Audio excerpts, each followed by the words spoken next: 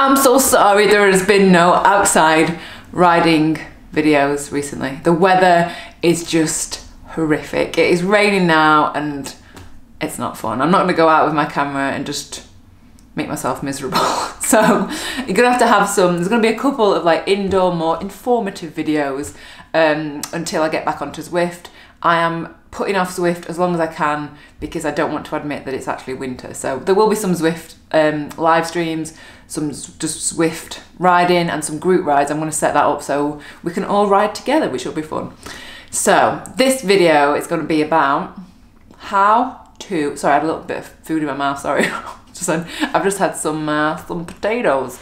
Yeah, so this video is going to be how to climb easier with less fatigue. I don't really know what the name of the video is going to be, but it's almost just sharing my secret weapon of how I've climbed so much this year. So you can check on my Strava. This year I have ridden 150,000 meters elevation, which works out at 400 and I'm pretending like I've done the maths in my head right now. I've not. I did it earlier and they're on a bit of paper down there. 492,000 feet of climbing, which is just under 17 Everest. So that's up to 2018 up to this point. So there's still going to be more climbing to go, but that's currently what it is. And that has included multi-day rides, like big rides such as Land's End to John O'Groats and San Francisco to LA. Loads of big long Audax rides, like 200s, 300s, a couple of 400s. So yeah, they've been big days, lots of big days out climbing, but I've not had fatigue, I've not had leg pain, I've just felt really like comfortable on the bike after those big days. So the reason, the secret weapon, if you watch my videos for a while, you'll know what this is, but it is, dun dun dun, this cassette right here. So this cassette is the Shimano Deore 1140 and it is a mountain bike cassette, but if you use a little wolf tooth you can actually connect it to a 105 medium rear derailleur. It all works perfectly, it is fine, and yeah, I absolutely love it. And so the reason that I have that on there is so you don't get the fatigue, so that you can spin. You are not going to be grinding when you've got such a big, well, low gear. When you've got such low gearing like that, you'll just keep on spinning. Even on really, really steep climbs, you'll just be able to spin a lot more than you would, say, if you had a 25, a 28, or even a 32. It's just great for spinning and using your lungs rather than having to like strain your legs on climbs. You still have to work, you still have to put the power out and the watts out, but you just don't get that fatigue like you would if you were on a smaller cassette.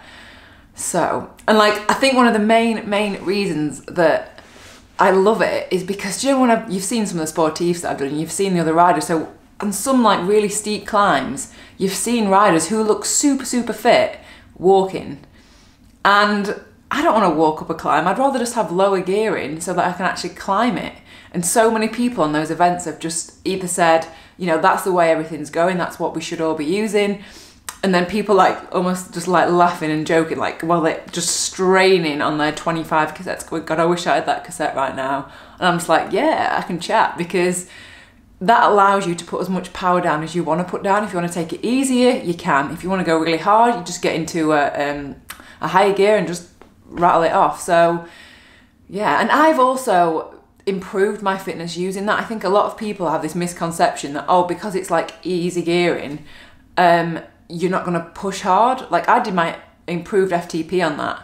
It's fine, you just don't have to use that 40 cassette if you don't want to use it. Oh, it's compact at the front, by the way, 1140 on the back. Yeah, you don't need to use it all the time if you don't want to. It's not going to be ideal for you if you, say, live in Florida or somewhere that's really, really flat. You're not going to need that. You are going to need different gearing. But if you live somewhere that's hilly, or that you want to do more hills but you just don't want the fatigue, that is the cassette and setup to go for. Like, I absolutely love it and I want it on all my bikes. Obviously, if I'm doing more crits and racing, I'll not have it on that bike. But for everyday riding, for Audaxes, for multi-day events, like I love having a 40 on there. So yeah, I like it. So I think that is pretty much it for this video. I'm trying to think if there's anything else. I'm just looking at my little notes. But yeah, I mean, if you can make it so that you can ride every single day, why would you not? And then you're not going to have the fatigue with that. So yeah, I just absolutely love that cassette. So I'll leave the links in the description below. And yeah, if you've got any questions, leave them in the comments below. I'll get back to them, and I will see you next video. So I was gonna do my little wink as a outro, but then I was thinking, what was the name of that woman who did it on the end of a program? I can't remember what it was.